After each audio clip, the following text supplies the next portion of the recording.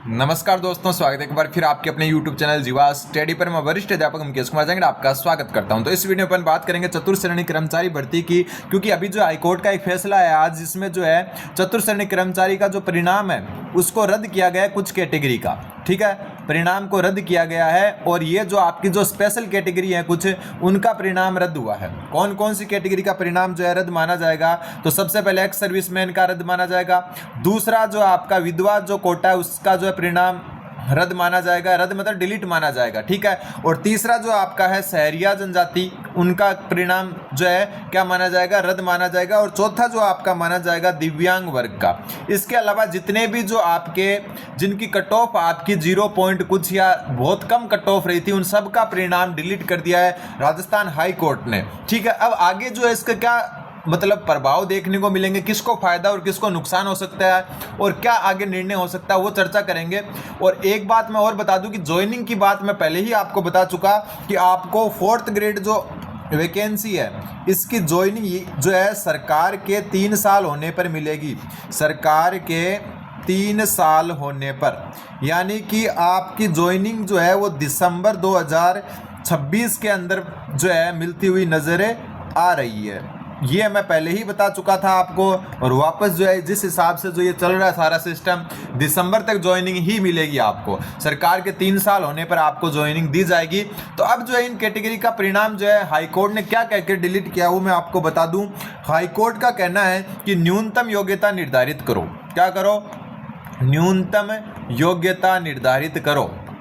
जैसे आपके 2nd grade 1st grade में होता है ना कि आपके 40% या जो 35% या 30% जो भी कैटेगरी के हिसाब से और जो स्पेशल कैटेगरी के हिसाब से रखे जाते हैं, वो न्यूनतम योग्यता निर्धारित करो, ये कहकर जो है इनका क्या कर दिया है, परिणाम डिलीट कर दिया है। अब क्या बनता है चांस? 2 चांस बनते हैं। एक तो जो RSSB बोर्ड है आपका वो कहाँ जाए? वो जाए डबल बेंच में। किस में जाए?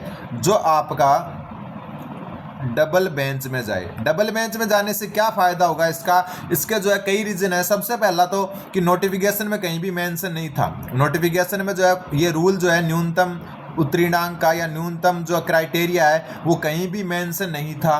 दूसरी बात जो है RSSB बोर्ड की जो अधिकांश भर्तियां हैं, अधिकांश जो भर्ती है वो आपकी न्यूनतम योग्यता उसमें भी निर्धारित नहीं होती है। तो यह जो है डबल बेंच में जाने के चांस बनेंगे। अगर RSSB बोर्ड जो है इसको चुनौती देता है डबल बेंच में, तो उसके कई जो है आधार होंगे। एक तो नोटिफिकेशन में कहीं मेंशन नहीं है न्यूनतम योग्यता का। दूसरा RSSB बोर्ड जो है उसके अधिकांश भर्तियों में ये जो है लागू ही नहीं होता। बहुत सारी भर्तियों में ज्वाइनिंग भी हो चुकी है इस रूल को अनदेखा करके, चाहे वो पशु परिचर हो या कोई भी हो। दूसरी बात, अगर न्यूनतम योग्यता निर्धारित होती है तब किसको फायदा है? तब फायदा आपका नॉर्मल स्टूडेंट को। नॉर्मल जो आपके स्टूडेंट हैं उनको क्या होगा? फायदा। उनको क्या होगा? फायदा होगा। कैसे फायदा होगा मैं आपको बता दूं। अगर न्यूनतम आपकी योग्यता निर्धारित होती है इन कैटेगरी में, तो आपको जो नॉर्मल स्टूडेंट है चाहे किसी भी कैटेगरी से हो, उनको फायदा कैसे होगा? मान लो कि एक OBC कैटेगरी है या एक SC कैटेगरी है। इसमें मान लो एक एग्जाम्पल बता रहा हूं कि यहाँ पर एक्स सर्विसमैन और आपका जो विधवा कोटा है, ठीक है, इसके अलावा जो भी मान लो जो भी दिव्यांग कोटा है, उनकी अगर न्यूनतम उत्तीर्णांक घोषित कर दे और इससे जो है न्यूनतम जो आपके नंबर है उनसे ज़्यादा जो है इतने स्टूडेंट नहीं है और पोस्ट खाली जाती है, मान लो इनकी पोस्ट खाली जाती है, फिर वो किसको मिल जाती है? नॉर्मल स्टूडेंट को मिल जाती है। किसको मिल जाती है? नॉर्मल स्टूडेंट को मिल जाती है। और अगली भर्ती में जो है इसको बैकलॉग दिखा देते हैं, लेकिन पोस्ट नहीं जाती साथ में। जैसे SC ST कैटेगरी में क्या होता है, खाली रह गई मतलब उस वैकेंसी में किसी को नहीं मिलेगी, अगली में चली जाएगी। यहाँ जो ये स्पेशल कैटेगरी होती है ना, इनमें बैकलॉग तो लागू होता है, लेकिन उस भर्ती के अंदर उन पोस्ट को जो है सामान्य से भर देते हैं। सामान्य मतलब उस कैटेगरी के सामान्य बच्चों से, नॉर्मल बच्चों से, और फिर अगली बार जब वैकेंसी आती है तो इनको एक्स्ट्रा सीटें दे देते हैं। लेकिन ये सीटें कैरी फॉरवर्ड नहीं होती है, अलग से दी जाती है आगे। ठीक है, तो यहाँ पर फायदा क्या होगा? नॉर्मल, जैसे मान लो SC कैटेगरी है, सेम आपके एक्स सर्विसमैन, विधवा या दिव्यांग की सीटें खाली जाती है, तो फिर वो नॉर्मल जो स्टूडेंट है SC कैटेगरी के, उनको दे दी जाएगी। ठीक है, तो ये 2 कंडीशन बन रही है रद्द होने के बाद में। एक तो ये कि RSSB बोर्ड आपका डबल बेंच में जाएगा और डबल बेंच में आपके पास ये आधार होंगे, क्योंकि बहुत सारी वैकेंसी की ज्वाइनिंग न्यूनतम उत्तीर्णांक से नीचे दे दी गई है। दूसरा, अगर न्यूनतम उत्तीर्णांक जो है, न्यूनतम योग्यता अगर निर्धारित करनी ही पड़ेगी तो फिर नॉर्मल स्टूडेंट के बहुत फायदा होने वाला है और आपकी कट ऑफ बहुत डाउन आने वाली है। कारण कि ये छोटी मोटी वैकेंसी नहीं है 5-7 हज़ार की, ये जो है 54,000 की वैकेंसी है और इसमें एक एक कैटेगरी में अच्छे खासे जो है पद भी है। तो यहाँ पर बहुत सारे नॉर्मल स्टूडेंट को फायदा हो जाएगा अगर न्यूनतम योग्यता निर्धारित होती है, जिसके चांस कम है क्योंकि बोर्ड जो है कैसे न कैसे डिफेंड कर लेगा इस चीज़ को, क्योंकि 10 गुना बुलाए थे इन्होंने स्पेशल कैटेगरी से। लेकिन फिर भी आप वेट करें, अगर आपका जो है न्यूनतम योग्यता का बन जाता है माहौल तो फिर आपके जो है नॉर्मल स्टूडेंट के फायदा होगा।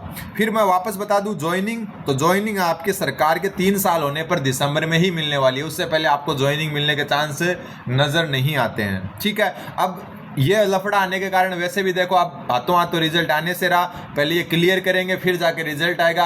और अगर कोशिश यही रहती है कि पहले इस मामले को क्लियर करें, अगर लंबा चलता है तो फिर इन कैटेगरी को छोड़कर अन्य जो कैटेगरी है उनका रिजल्ट निकाला जा सकता है अगर लंबा चलता है तो। लेकिन इतना लंबा नहीं चलेगा, कुछ ना कुछ सॉल्यूशन होकर जो है ये आपका रिजल्ट आएगा। रिजल्ट के बाद में आपको जो है जिले वगैरह भरवाकर या विभाग जो है आपके भरवाकर फिर आपको ज्वाइनिंग दी जाएगी। और फिर आपके जो है 3 साल होने पर कोई भी जो है, चाहे प्रधानमंत्री नरेंद्र मोदी या कोई भी जो है कहाँ आएगा, राजस्थान आएगा और फिर आपको जो है क्या बांटेंगे, वो ज्वाइनिंग बांटेंगे, चाहे वो 10, 20, 50 कोई बांटे, लेकिन उस हिसाब से ही ज्वाइनिंग दी जाएगी आपको।